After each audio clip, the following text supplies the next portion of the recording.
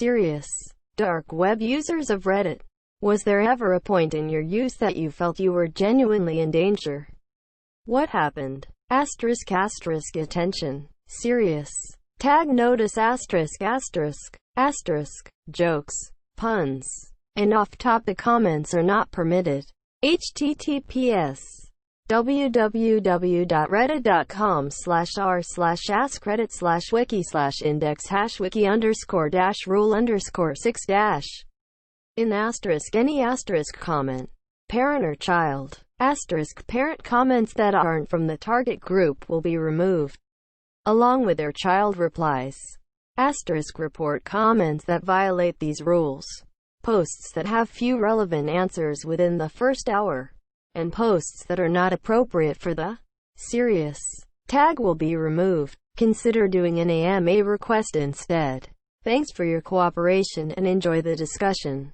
Asterisk I am a bot, and this action was performed automatically. Please contact the moderators of this subreddit. Message compose to =r ask Reddit. If you have any questions or concerns. Asterisk I once bought a bit of weed and I received a blackmail letter threatening me with awful things, like sending CP and calling the police if I didn't send one BTC, $1,000 at the time. I was scared shitless, but nothing ever happened. Always check the reviews before buying anything. In college, some friends and I ordered a 100 sheet of acid using Bitcoin to our college PO boxes. We got pretty terrified when it didn't arrive when it should have. We thought it was found by USPS, our own mail service, or the DIA. We were paranoid. Turns out they just shipped it later than they said. We got our 100 tabs, but that was a very stressful week and a half for all of us. A friend of mine used to use Silk Road on the darknet when Bitcoin was $10 a pop. He placed at least 100 orders through it and never had any issues. It's a shame he didn't keep all the Bitcoin he bought, because he would have been a millionaire now. Had a buddy who used to order weed.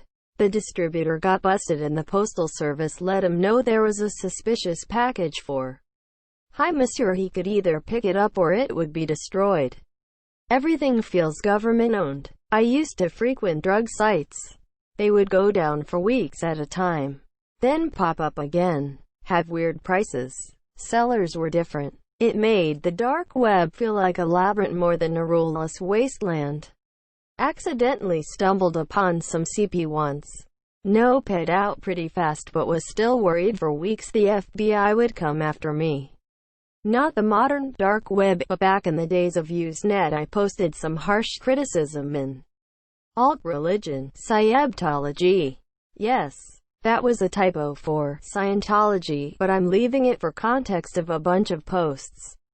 The online threats were funny, but when I started getting death threats by mail I backed the fuck off. I own a fairly rare car that had a rare error code. I looked it up on Google and there was only one other person on the car makers forum that had the same error.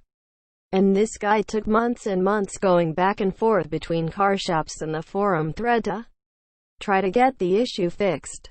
Everyone on the forum was pitching in to try to help Hi Monsieur, so I kept going through this long forum thread to try to figure out if he ever fixed it. And suddenly there's no more replies from the guy. Everyone was scratching their heads for a while. We thought he had maybe gotten the issue fixed and did bother to update us on it. Then one day, a news article popped up about a really rich guy who died in a Thai jail cell. And then we connected the two stories and they matched up. The same make and model of the car in the news article matched up with his car. And they were both claiming to be in Thailand at the time.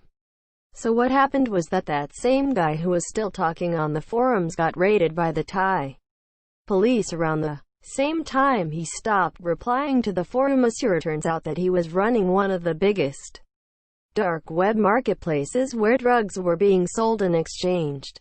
It had something like $1 million in revenue per day and he was hiding out in Thailand while living in luxury. They found him dead in his jail cell a few days later. They claim he died of suicide. Came across a Chan-style site. Every post was about trains. Wouldn't say I felt in danger, but I felt so out of the loop that I was missing something that I just got off. Be safe, boys and girls. Don't give out your information or communicate with others. And if you plan on purchasing anything, use a secure Linux OS like Tails. Use private keys. Connect to a public Wi-Fi spot, not your house. Encrypt all messages. Use multi-signature markets so your chances of not losing your Bitcoin lessens.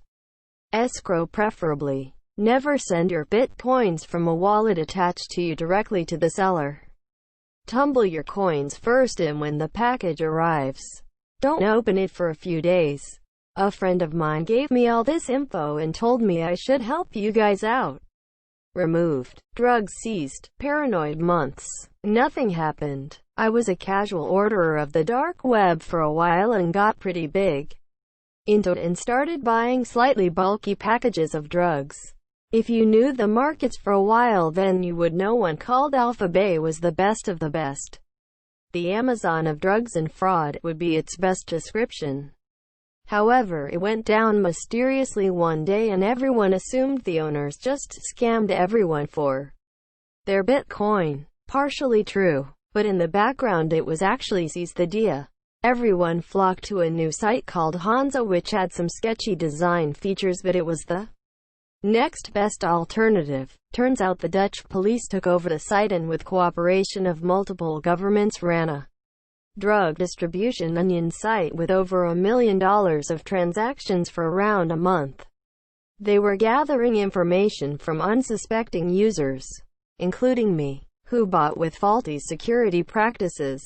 Now this is where I started freaking out. Imagine trafficking drugs through the mail and the Attorney General at the time, Jeff Sessions, makes a speech live on television that he was going to crack down, and explicitly explains how fucked everyone on Hansa was because they have been gathering data for over a month. And in a big dick energy move closes the site and puts up a banner in its place saying everyone who has purchased will be prosecuted to the fullest extent of the law during his live speech.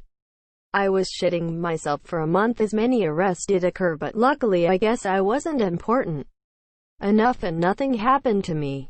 There's hitmen, human trafficking and snuff films and such, but a vast majority of these sites are scams asking you to send them Bitcoin. A small portion of users on the dark web would be there for this sort of stuff.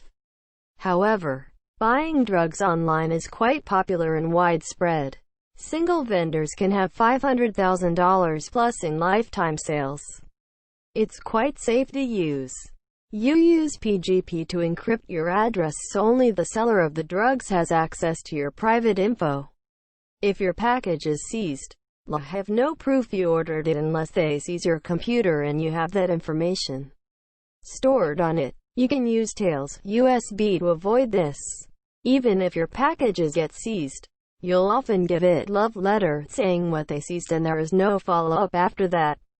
Webcam turned itself on once. That was scary. I immediately unplugged it and my network cable. Ran 3 complete scans of my system for malware and viruses. Found nothing. Hasn't happened since. I've never personally felt I was in actual danger, so to speak, since I take proper precautions. But early on I did accidentally come across a site forum while exploring that was filled with snuff photos of women people had assaulted and then knocked out or killed. Shut down my browser pretty quick after that, but felt uneasy for a long time after. Don't frequent it a lot, but once I accidentally left my browser in full screen and a stranger in a chat room asked me if my curved monitor was nice. Freaked me out a bit.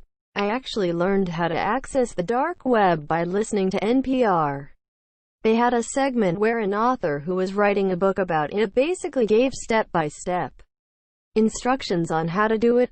I did everything he said and, by golly, it worked. Truthfully, it was pretty underwhelming. Mostly just drugs and counterfeit items, passports, money, etc. I did find some weapons with the serial numbers scratched off, pistols and shotguns, but nothing that would start World War III. I also saw a couple ads for hitmen, but they seemed pretty hokey and were most likely undercover cops. I never felt in danger, but I have never gone back because there's nothing I really want from there. No government agents have kicked down my door, either. Removed.